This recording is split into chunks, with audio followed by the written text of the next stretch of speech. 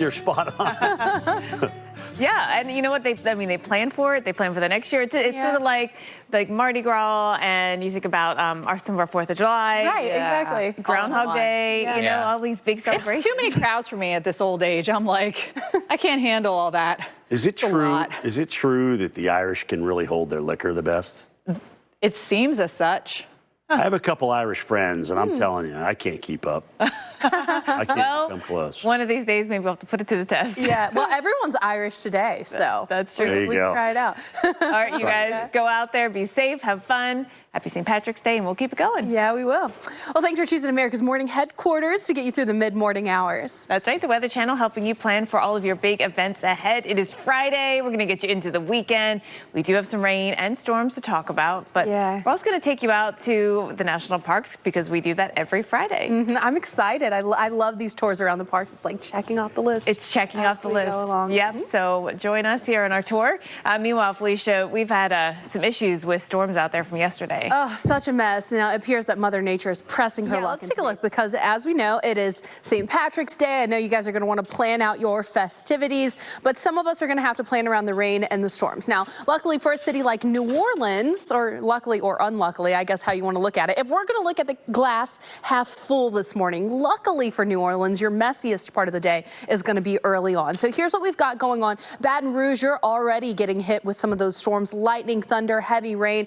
This is going to continue filling in south and eastward, eventually making it in to the New Orleans metro area. So late morning. Now you'll notice, I want to point this out, the future radar does have this a little early. So this line is still just a little bit farther west right now than what future radar is showing. So probably making it into New Orleans a little after 10 a.m. I'd say late morning is when you can plan on it. But these storms could pack a bit of a punch. You'll notice we've still got some messy rain hanging around as we head into the afternoon. But we're going to start to see this eventually clearing up as we head into your evening. So I think your Friday night should be okay. It's going to be a little cool, so it's not going to be great temperature-wise, but rain-wise, you should be done. Now in Atlanta, we've had some light rain moving through, already kicking off your morning, maybe messing up your morning commute a bit. It's going to be one of those things where we've got a break in the rain around lunchtime. It's not going to be raining constantly today in the A, but watch how this fills in as we move through the afternoon, just in time for your afternoon commute, too. That's fun, right? You can see we still get a little bit of shower action sticking around by 5, 6 o'clock. I think even to the evening, we could have a little bit of mist action in North Georgia, but generally we're talking about the rain starting to clear out for the evening. Let's head down to Mississippi and Alabama, Hattiesburg. You're already stuck in the rain right now. This is going to continue filling in eastward Mobile. You're in some of that storm action as we head into the lunch hour. Some of those, again, could pack a bit of a punch, maybe a bit of damaging wind, so plan accordingly, maybe take your lunch with you. By 5 o'clock, we've still got some rain around. It's not going to be raining constantly, but it is one of those type of kind of messy frontal passages that you're not just getting one clean swipe. There will still be a bit of moisture lingering even after that initial frontal passage. Well, you can stay prepared for the threats wherever down they arrive. to Los Angeles. More rain, concerned about more flooding. Felicia, I've seen the pictures yesterday of the house teetering on the edge there in California, the edge of the cliff. And I'm just thinking that, you know, we had California, North Carolina, just in the last week, another house moved into the ocean. And then it was Florida, Daytona Beach Shores area. Remember that from Hurricane Ian and Nicole.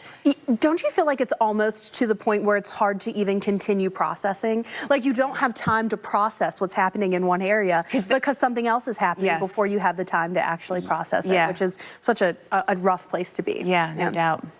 Well, yesterday on the show, we were talking in our question of the day about pollen, and because, you know, it's been so tough this year. Does pollen ever change or cancel your outdoor plans, or do you just power through it? Lots of comments, and Al said the Lehigh Valley is it changes my plan on whether I'm going to wash my car or not. Yes. Yeah. We had car coach Lauren Fix on the show yesterday, and she said you need to wash your car, and actually frequently, because it's so bad for the paint. Oh.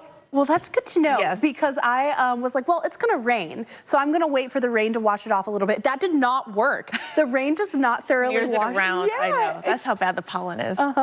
It just looked like a little like my car was mustard covered or something. It's so sticky. Well, these two beach scenes are from earlier this week, especially this time of year when I start to see my friends in South Florida out on their boats and like out enjoying the warmth. That's when I start to get really envious of the warm weather because it's like almost warm here, but not quite. I know. Yeah. Yes. Yeah. No, you see someone, who lives in a warm destination, not just vacationing there. Right. It's like, oh, this is your life. Exactly. All right, let's take you out to Dublin for you, but at least it's rain and not storms in places like Atlanta and Greenville and Charlotte. Yeah, you're going to have those winds gusty too as this front is moving through. This is the type of weather, I've said it, I don't know how many times I'll say it again. This is what I call job security weather.